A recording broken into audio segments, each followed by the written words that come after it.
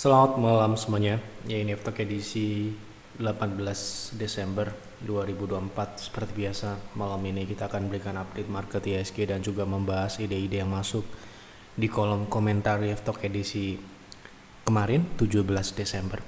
Ada cukup banyak yang masuk di kolom komentar. Terima kasih untuk Bapak Ibu yang sudah memberikan ide konsultasi untuk dibahas. Baik, untuk menyikat waktu kita langsung mulai. Sebelum saya mulai, silakan bagi Anda yang belum subscribe, silakan subscribe, dan yang sudah merasakan manfaat dari Aftok, dukung kami dengan klik like. Kita mulai dari IHSG. Hari ini IHSG masih melanjutkan penurunan, tepat di 7.116. Ini adalah support di weekly. Ini adalah penutupan penurunan di tanggal 25 November. Ini adalah penutupan terendah minggu terakhir di bulan November.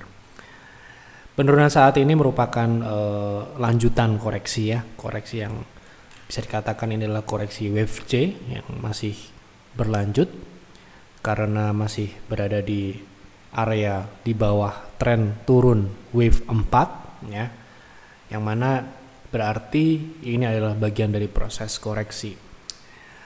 Tentunya penurunan saat ini masih dalam bisa dikatakan proses untuk melanjutkan naik wave 5 nantinya ya. Dan untuk timeline yang kami sampaikan di Aftok ataupun di stock call kemarin bahwa batas penurunan maksimal untuk waktu adalah tanggal 19 Desember. Artinya kemungkinan besar besok akan terjadi technical rebound. Ya, semoga kita harapkan juga terjadi rebound gitu ya. Tentunya penurunan seperti yang saya sampaikan kemarin berkali-kali, setiap penurunan adalah kesempatan untuk berinvestasi. Itu ya. Kita lanjut ke pembahasan saham yang pertama.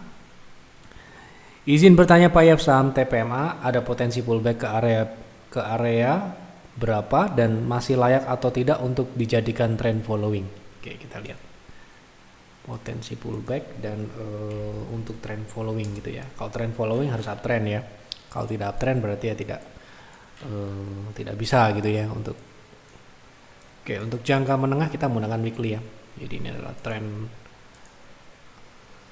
ya. Kemudian kita lihat saham ini ada akselerasi ya. Nah, berarti trennya saat ini adalah tren perlambatan. Ya, untuk jangka pendek saat ini masih dalam penurunan ya, atau tren turun minor ya. Jadi kalau biasanya kita di bull hunter kita melakukan trend following itu acuannya adalah tren jangka menengah. Nah, ini saat ini adalah tren turunnya dimulai sejak pematahan tren pada November yang lalu. Ya, ini terjadi penurunan ke bawah 600 dan menguji EMA 60 dan turun di bawah EMA 60. Ini menandai bahwa tren akselerasinya melambat. Kemungkinan ya saham ini potensinya adalah masih bisa turun ya ke support terdekat ya di 575 sampai dengan 560. Jadi untuk trend following ya, kita lihat dari sini apabila kita ingin hold saham ini dalam jangka menengah sebenarnya masih bisa ya. Namun ini saham ini ketika dia sedang mengalami penurunan ya, ini dapat berlanjut dalam beberapa waktu ya. Misalkan kita ambil contoh ya, penurunan yang terjadi misalkan ya ketika dia turun ya, ini fase turun Desember 2022 sampai dengan Maret. Jadi ini bisa berjalan lebih dari 1 bulan ya. Kemudian ini koreksi juga pada Oktober 2023, ini berjalan koreksi konsolidasi sampai dengan Mei gitu ya. Artinya ini saham ini apabila kita memang untuk tujuan jangka menengah ya, mungkin masih bisa kita katakan hold. Nah, potensi pullback di 685.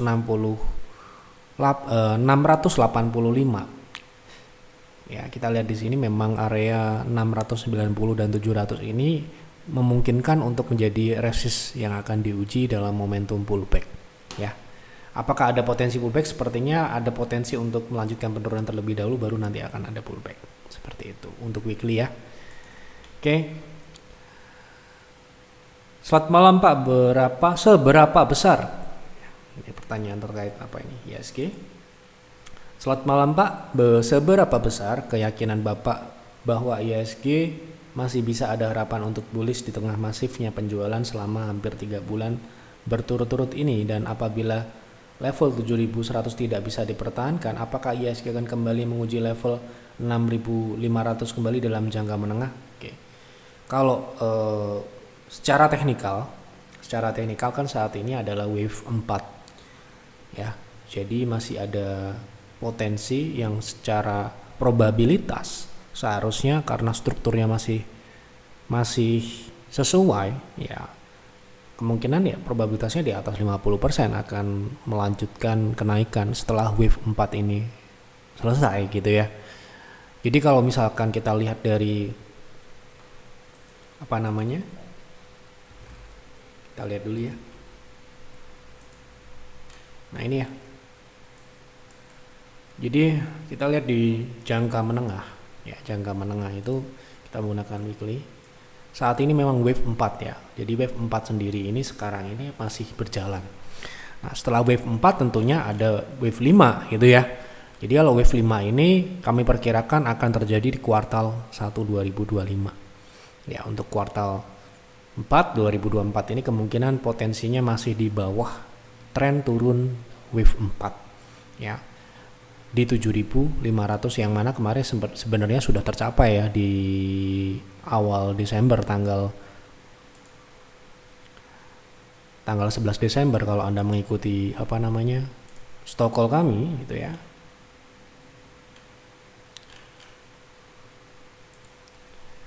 Ya. Di mana targetnya itu adalah 7.400 sampai dengan 7.450 ya. Ini ya.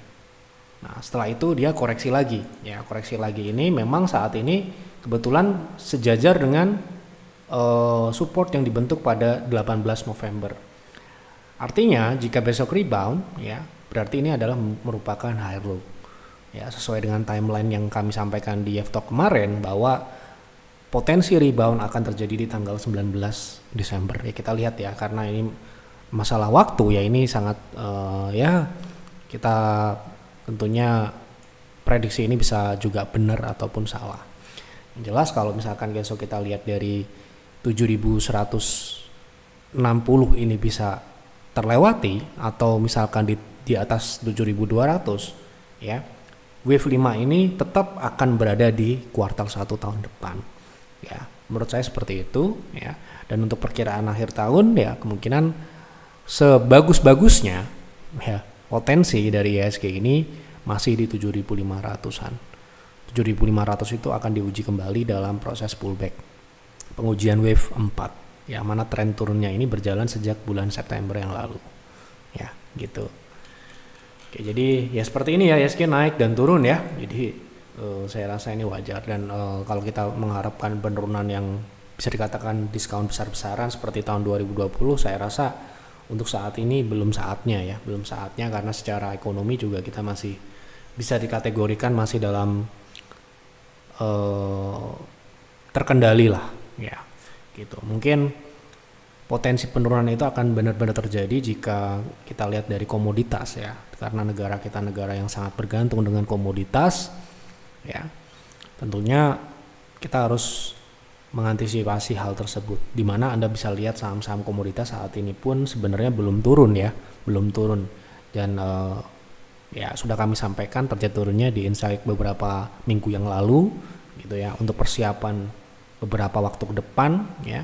Dan korelasinya dengan indeks ya tentu saja ada ya, karena dari sisi market size sendiri sektor komoditas itu cukup besar, terutama batu bara ya, impactnya ke market, walaupun ya ada banking yang juga berpengaruh besar gitu. Tapi kalau misalkan bankingnya juga turun ya, misalkan kemudian ditambah penurunan komoditas, ini baru akan terjadi kemungkinan di tahun depan, kuartal kedua.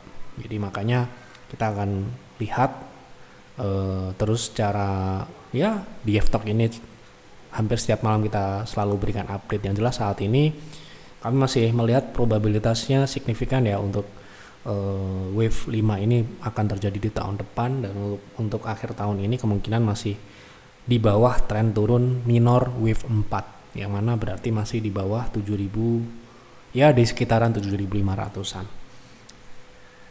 Kenapa saya sampaikan seperti itu? Karena target kami yang sudah kami pasang di tahun 2023 bulan Desember,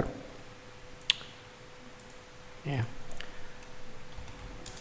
Jadi apabila Anda mungkin mengikuti kami Talk tahun 2023 akhir gitu ya, mungkin tanggal 25 ya, dimana di situ disampaikan target penurunan dari IHSG ya, gitu.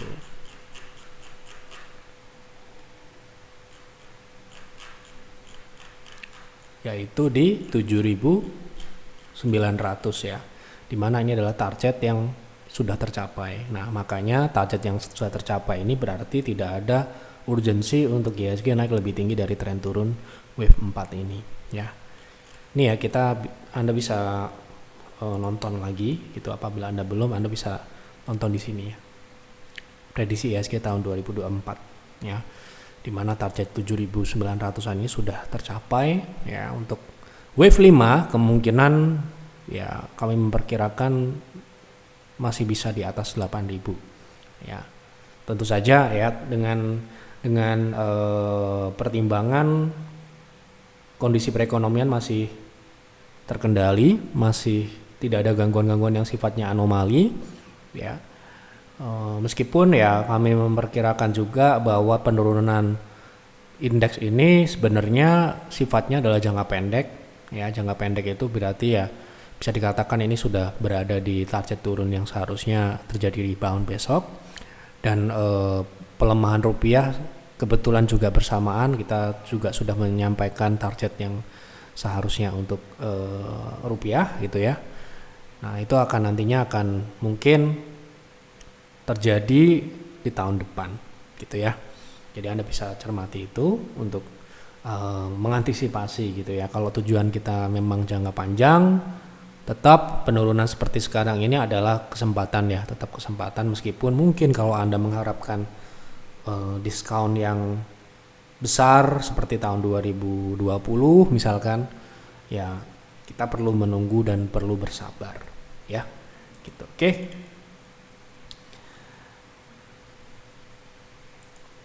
Malam Pak Yep, mohon analisa AMMN untuk swing, bagaimana plannya? Oke, kita lihat untuk swing. Oke, saat ini konsolidasi ya di support. Karena ini belum terjadi rebound ya, saran kami Anda masih tunggu dulu di 8.700 sampai dengan 8.575. Jika terjadi rebound, Anda bisa swing di saham ini dengan stop loss ketat di 8.500 ke bawah gitu ya, dengan target masih di area konsolidasi ya di 9.100 sampai dengan 9.475 gitu.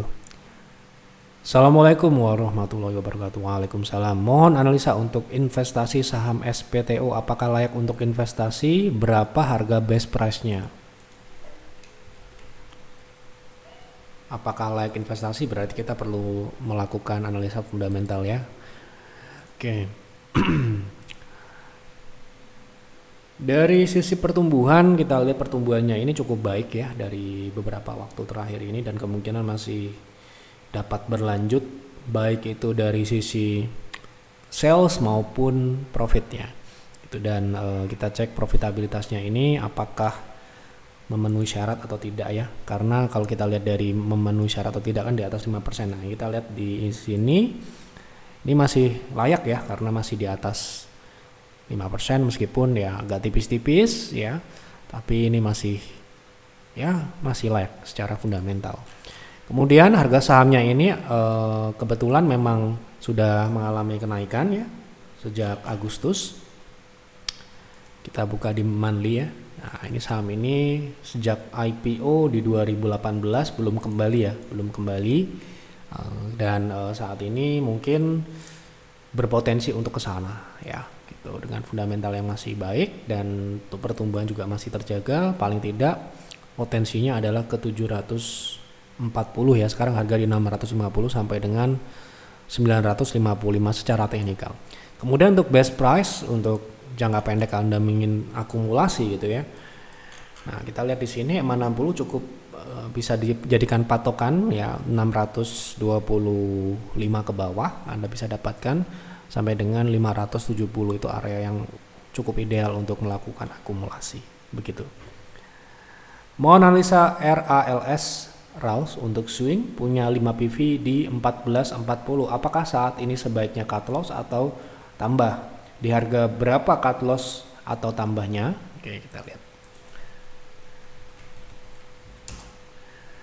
Oke.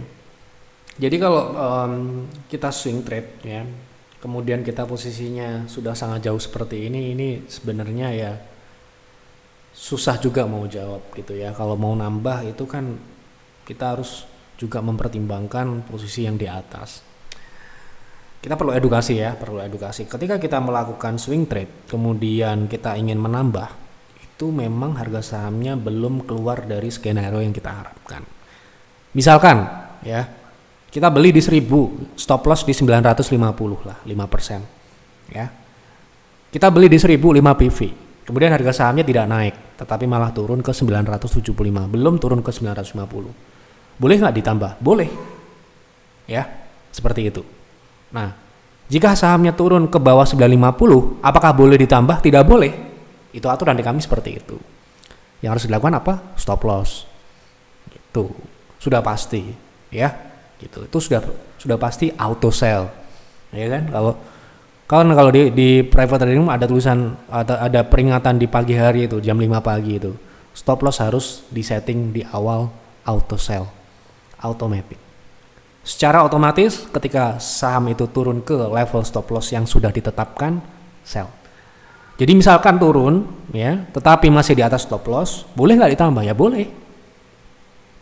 Nah, ini kan sangat jauh sekali ya. Nah, sangat jauh sekali. Kalau kita berharap swing trade jangka pendek ya, mohon maaf ini untuk kembali ke harga yang misalkan Anda beli di awal itu ya agak susah gitu ya. Jadi saham ini pun sekarang ini masih swing turun loh ya gitu. Jadi kalau misalkan besok terjadi rebound mungkin bisa aja trading, tetapi ya untuk berekspektasi kembali ke atas 1000 ya ini agak berat gitu ya. Bukan saya bilang tidak bisa ya, tetapi ya agak mustahil gitu ya.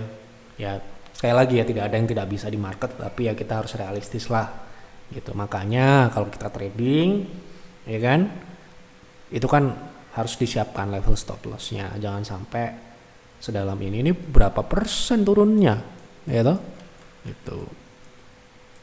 Wah, ini sudah lama sekali ya kan?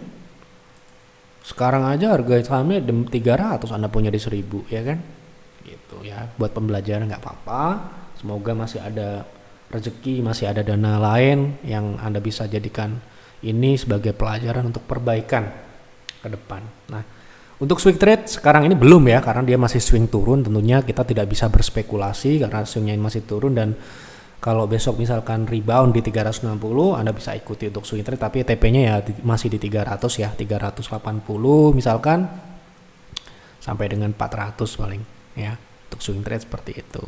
Nah, kalau tembus ke bawah, wah makin meeng ya, jelas ya. Gitu, makin meeng, makin nyungsep ya. Jelas itu tidak mungkin tidak, karena trennya memang turun ya. Namanya ini ya contohnya saham yang kita swing trade di tren apapun bisa, tetapi kalau kita sekali ceroboh di dalam tren naik, tren turun ya kita akan dibawa turun ya. Kebalikan dari strategi trend following ya kan. Gitu, kita hold saham yang trennya turun ya kita akan semakin lama semakin turun gitu ya. Seharusnya seperti itu. Nah, ya jadi kita swing trade itu di tren apapun bisa. Ya, kan, tetapi kita harus tahu ya trennya apa. Jika trennya turun, kita harus ekstra ketat, ekstra disiplin. Ya, itu untuk edukasi, untuk yang mungkin ya untuk perbaikan ke depan, untuk ya siapa tahu ada yang juga masih belum tahu apa gunanya stop loss ya. Terus terang kalau saya lihat Ya, motivator investasi ataupun trading saham itu masih ada yang bilang stop loss itu hal yang bodoh dan sebagainya. Itu untuk trading tentunya itu bukan bodoh ya, tetapi itu adalah sebuah keharusan dan kedisiplinan. Ya, kalau misalkan kita tidak melakukan stop loss ya tinggal tunggu waktu aja gitu ya, tinggal tunggu waktu babak belur ya gitu. Kalau investasi hal yang berbeda lagi karena ada fundamental di situ yang berperan ya. Kalau trading itu hal yang lain. Makanya kalau di private trading room ya nggak boleh ya, nggak stop loss, itu harus stop loss ya, harus rajin-rajin gitu ya. Kalau nggak rajin ya hancur ya gitu. Oke. Untuk edukasi, untuk kita ambil hikmah dari ya, semua orang punya namanya manusia pasti akan melakukan kesalahan. Nah, untuk itulah kita perbaiki ya. Kita harus belajar dari kesalahan tersebut dan kita perbaiki di transaksi selanjutnya, di trading selanjutnya, di investasi selanjutnya gitu ya. Jadi jangan terus kita jadi ngedrop ataupun frustasi gitu gara-gara mungkin kita melakukan mungkin ya kekhilafan dan sebagainya. Jangan ya, tetap kita harus optimis. Kalau kita bisa rugi berarti juga bisa untung ya. Tinggal tunggu waktu kita belajar, mau improve, mau disiplin, mau konsisten, ya tinggal tunggu waktu saja gitu untuk mendapatkan hasilnya gitu ya. Tentu saja itu bukan hal yang mudah ya, itu harus dipraktekkan ya. Assalamualaikum Pak ya. Waalaikumsalam. Mohon bahas UNIQ untuk swing trade. Oke. Untuk swing trade ya. Oke. Ini cukup agresif ya. Untuk swing trade mungkin menarik ya, karena sekarang ini pun sudah mulai swing yang kita lihat di sini potensinya berapa gitu ya, menarik atau tidak gitu ya. Sekarang harga di 490, potensi untuk pullback yang terdekat ya di 525 sampai dengan 565 paling tidak di situ ya. Jadi sangat menarik secara potensi upside. Kemudian jangan lupa juga kita harus lihat bagaimana potensi risknya gitu ya. Anda bisa batasi risknya di 462 itu 5%, tetapi kalau Anda mau kurang dari itu atau secara teknikal Anda bisa proteksi di 460 ya, itu 6% ya. Misalkan Pak ya saya nggak mau 5%, 6% nggak apa-apa lah. Nah ini bisa. Tapi kalau Anda misalkan Pak ya saya nggak mau loss 1% itu nggak suka saya, ya Anda bisa proteksi itu di 480 kalau Anda beli di harga saat ini. Ini mungkin sedikit bisa buy on weakness ya di 484 sampai dengan 482 gitu, dengan stop loss di bawah 480 gitu ya. Tapi kalau Anda mau misalkan di harga saat ini pun masih oke, karena potensi upside-nya juga sudah cukup menarik. Oke. Selamat malam Pak, saya nyangkut di SS posisi 925 dan TLKM 3000 untuk 6 bulan sampai 1 tahun ke depan. Apakah ada potensi naik Pak? Mohon pencerahannya. Terima kasih, semoga sehat selalu. Ya, ini mungkin investasi ya, saya anggap investasi gitu aja ya. Ya, semoga Anda sudah mempertimbangkan yang namanya fundamental. Ya, kita akan lihat potensi teknikal ya. Kita pilih SS yang pertama disebut ya. Bukan saya ada kepentingan dengan SS, bukan, tetapi karena yang pertama disebut itu kita ambil yang itu. Ya. Itu karena satu saham saja. Ini potensi naik ya. Tadi modelnya di 925, tapi kita akan lihat potensinya dalam jangka menengah panjang ya. Oke, kita lihat terakhir dia membentuk resist di 945 dan ini cenderung ke konsolidasi ya. Dengan konsolidasi ini, dengan pembentukan higher low juga ada potensi untuk naik ya, ada potensi untuk naik ke terdekat ya, ke modal, mungkin ke modal kemungkinan besar bisa ya di 880 ya, itu potensi swing jangka pendek ya. Tetapi kalau kita lihat di sini resist 950 dengan modal di 925 harusnya bisa ya, karena di sini resistnya di 940 di atas modal, jadi ada potensi untuk naik gitu. Nah, ketika memang tujuan Anda adalah investasi ya, mungkin ya saya nggak tahu karena tidak disampaikan. Kalau Anda investasi kemudian harga sahamnya turun gara-gara marketnya lagi turun ya kan, terus sahamnya ikutan turun, saham yang Anda investasi ini cukup diskon juga, ikut diskon, ikut mengalami penurunan, maksudnya dari harga Anda beli, Anda bisa menambah ya, Anda bisa menambah. Dengan catatan Anda sudah mempertimbangkan dengan matang yang namanya fundamental. Anda sudah melakukan proyeksi kinerja fundamentalnya di masa yang akan datang. Misalkan setahun 2 tahun ke depan revenue segini ya, kemudian profit segini, itu sudah Anda kantongi. Tinggal Anda follow up ya, Anda terus update prediksi tersebut, proyeksi tersebut. Nah, kalau harga sahamnya turun selama fundamental itu masih on track sesuai dengan perkiraan Anda, silahkan ditambah. Dengan catatan itu tadi, fundamental dan pengalokasiannya memang masih belum maksimal. Misalkan ya, assets ini kan kita coba kasih ini ya, berapa persen kira-kira bisa dibeli. Nah, ini kan dia punya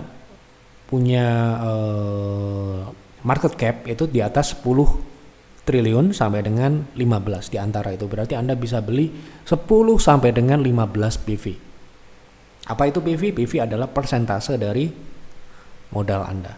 Ya, jadi misalkan ya, Anda punya duit account, maksudnya account itu total dari cash on hand sama dengan saham-saham yang lain yang Anda sudah beli. Itu total katakanlah 100 juta gitu ya. 10 PV itu berapa Pak Yev gitu ya, biasanya bertanya gitu. Berarti 10 PV itu adalah 10 juta atau 10% dari angka nilai account Anda. Nah, ini juga pertimbangan yang lain adalah ketersediaan cash ya kan. Kalau kita nggak punya cash mau beli pakai apa, pakai daun kan nggak mungkin ya gitu. Jadi makanya ketika kita berinvestasi itu cash on hand itu tetap harus ada ya, tetap harus ada untuk mengantisipasi apa, untuk mengantisipasi ya penurunan yang tidak kita perkirakan, sehingga kita masih punya buying power ya untuk menambah posisi yang sudah ada, yang tentunya sudah kita perkirakan alokasinya ya gitu. Tapi ini mohon maaf ya, ini karena tidak ditanya, sebenarnya nggak disampaikan ini investasi atau apa, karena di sini ada 6 bulan sampai 1 tahun ke depan ya, kita anggap investasi lah ya, 1 tahun itu berarti ya investasi gitu ya. Oke, lanjut ya. Pak, mohon dibahas MESOP saham PGO yang bikin harganya turun. Boleh saran masuknya di harga berapa, kondisi seperti itu? Terima kasih, semoga sehat selalu Pak ya. Kalau ada MESOP ya, sahamnya turun ya, berarti itu adalah respon dari ya bisa dikatakan ketidaksukaan. Tapi kalau kita di sini tidak dijelaskan untuk apa, tapi ada pertimbangan MESOP di sini. Artinya Anda mempertimbangkan corporate action yang berarti Anda investasi. Ya kalau kita trading ya nggak begitu ya, gitu. Nggak melihat apapun beritanya, apapun itu, kalau secara teknikal bisa kita tradingkan ya kita tradingkan. Nah, kalau kita lihat di sini dengan investasi, dengan fundamental yang ada, sudah pernah kami bahas berkali-kali bahwa saham ini adalah saham yang layak investasi. Ya menurut saya ini adalah harga yang cukup menarik ya untuk dibeli ya, PGO ini. Ya, kemarin kita sudah pernah bahas ya, gitu berkali-kali. Kalau Anda dapat harga sahamnya ini di bawah 1000 itu sudah sangat bagus. Itu sudah saya bahas ya, gitu. Sekarang harganya di 900. Ya toh? Berarti bagus dong. Ya bagus. Gitu. Kalau Anda baru mau masuk, ya mungkin ini adalah mungkin best price. Mungkin loh ya, sekali lagi saya bukan price maker dari saham ini ya. Ini di bawah dari 0,6. Berarti 0,6 itu adalah best price. Berarti dikasih best of the best price ya. Best of the best price. Ya kan? Gitu. Bisa nggak turun lagi? Bisa, ini 0,7 ada di 820 misalkan. Artinya ya di harga berapapun, intinya di bawah 0,6 itu adalah best price. Itu ya, begitu kira-kira secara teknikal. Oke. Lanjut ya. Mohon bantuannya untuk konsultasi, saya ada posisi nyangkut di AAD 9.800, sudah averaging down. Saya ada menonton YouTube Pak Yev tentang AAD, kira-kira untuk tambah berikut baiknya di harga berapa ya Pak? Terima kasih sebelumnya atas arahan-arahannya, sangat membantu di YouTube channel ini. Kalau kita lihat dari pembahasan terakhir ya, trading ya untuk saham ADI ini. Kita lihat dulu apakah sudah bisa kita tradingkan atau belum gitu ya. Karena tidak mungkin kita merekomendasikan untuk investasi ya. Jadi untuk menambahan itu kita sudah pernah bahas sebelumnya ya. Kalau kita lihat dari teknikal yang sudah ya mungkin masih lemah lah untuk bisa dipakai gitu ya. Itu di 8.500 ya, di 0,6 8.500 sampai dengan 8.450. Kalau misalkan kita mau trading paling tidak di situ. Kalau mau trading loh, sekali lagi ini tidak investasi ya, karena sekali lagi saya tidak tahu bagaimana fundamental AAD dan saya hanya akan membahas jika ada datanya di TradingView, sehingga kita anggap ini pertanyaan untuk trading ya. Dan pun kalau turun ke situ gitu ya, belum tentu juga kita beli, belum tentu juga kita trading di situ. Harus tunggu ada konfirmasi swing dulu baru kita mungkin ambil ya. Gitu, karena di sini juga ada 0,7 yang bisa juga ya, karena saham ini naiknya juga cukup tidak wajar ya, bisa bukan tidak mungkin dia untuk turun lebih dari 0,6 karena 0,6 itu sebenarnya penurunan yang wajar ya gitu. Oke. Dan ini juga saya tidak bisa menambah berapa karena tidak ada informasi terkait hal tersebut. Jadi misalkan kita memberikan rekomendasi, oh Anda bisa tambah segini gitu, itu dengan catatan Anda sudah memberikan informasi berapa banyak Anda beli. Berapa banyak ini bukan berapa juta, berapa lot, berapa ribu lot dan sebagainya ya, tapi berapa PV tadi, berapa persen Anda sudah beli. Malam Pak, saham MEDC untuk trending narik nggak? Bisa masuk di harga berapa? Narik itu narik becak apa narik apa? Untuk trading kali ya. Oke, saya coba mengerti ya. Tapi maaf loh kalau nggak sesuai dengan ini karena ya bahasanya seperti itu. Oke, belum ya. Sekarang ini masih turun ya. Swing turun maksudnya. Trennya turun jelas, tapi swingnya swing turun kan. Kalau kita mau swing trade kan swingnya harus naik dulu. Saat ini swing turun ini masih berlanjut ya, untuk targetnya di 1020 dan kemungkinan ini bisa sampai dengan 980. Silakan ditunggu di harga tersebut untuk swing ya. Pak arah IHSG akan kemana sampai dengan akhir tahun ya? Menurut saya masih akan berpotensi rebound ya, setelah tadi sudah saya bahas. Oke, lanjut ya. IHSG kenaikannya saya lihat belum terlalu signifikan, bahkan sempat kembali ke 7.150. Apakah hal tersebut disebabkan oleh rupiah yang semakin melemah dan juga The Fed sampai saat ini belum menurunkan suku bunga? Bahkan BI sendiri pun belum menurunkan suku bunga acuannya. Mohon penjelasannya Pak ya. Jadi kalau The Fed ya, kita bicara suku bunga ya. Jadi teorinya kalau suku bunga di sana lebih tinggi daripada sini, tentu saja capital outflow, ya kan? Karena di sana dikasih yang lebih besar, ya, gitu. Kemudian kalau di sini suku bunganya lebih tinggi, ya itu adalah sebuah usaha untuk meningkatkan inflow, ya. Secara teori seperti itu. Kita tentu saja ini banyak simultanitas ya, banyak hal yang mempengaruhi naik dan turunnya indeks, naik turunnya kurs, naik turunnya suku bunga, itu tentu saja banyak faktor ya. Tentu saja ya pejabat BI lebih pintar dari saya ya kan gitu. Kalau saya lebih pintar saya sudah di sana ya. Nah, pengaruhnya pelemahan rupiah menurut saya sejauh ini 3 bulan terakhir ini saya melihat bahwa justru disebabkan oleh tekanan jual yang ada di stock market atau di IHSG sendiri. Ya, saham BRI, saham-saham banking yang lain itu kan sedang dijual-jualin. Ya, sehingga ya menyebabkan capital outflow, yaitu direfleksikan dari lemahnya mata uang kita terhadap US dollar gitu ya.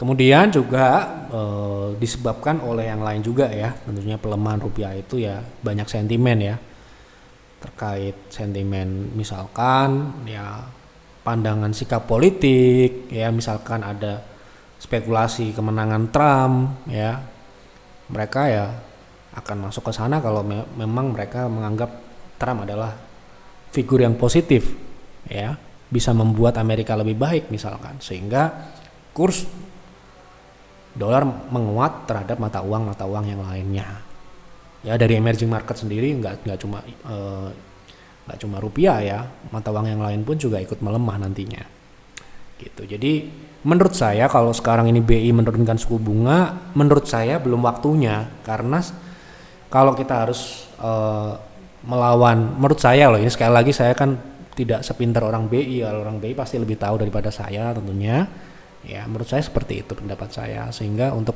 mempertahankan daya tarik investasi dalam negeri sendiri juga harus benar-benar dilakukan ya oleh pemerintah sendiri ya. Beberapa kebijakan-kebijakan di awal kemarin terkait